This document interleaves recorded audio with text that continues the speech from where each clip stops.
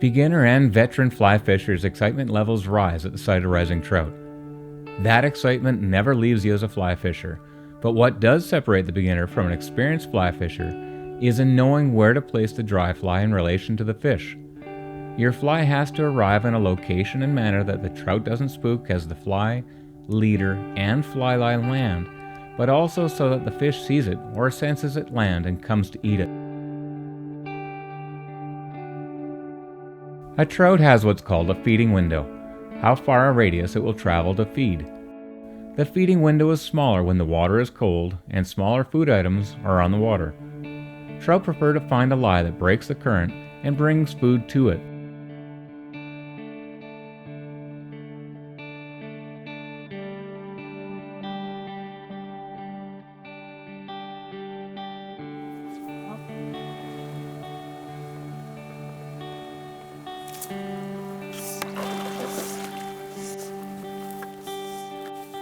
Generally, the feeding window is larger and stable, cool water where larger insects and food items are present. Because conditions are favorable and the food sources bring abundant energy, trout are more than willing to travel across the pool to eat. No matter the size of the trout's feeding window, it's always best to position yourself for a cast that will land and drift into your side of the edge of its feeding window.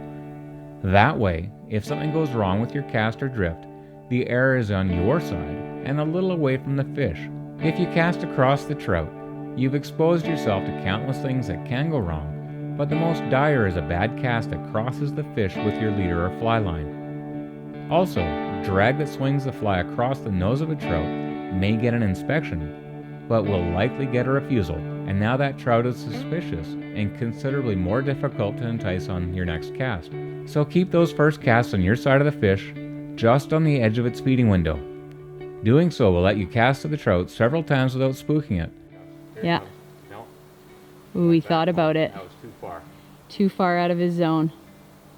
His window. Do that same cast, just go a bit left again. Okay, you're going to take that, is he?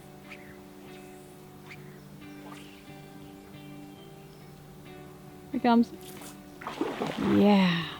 How was that lucky cast, eh? Oh, absolutely incredible.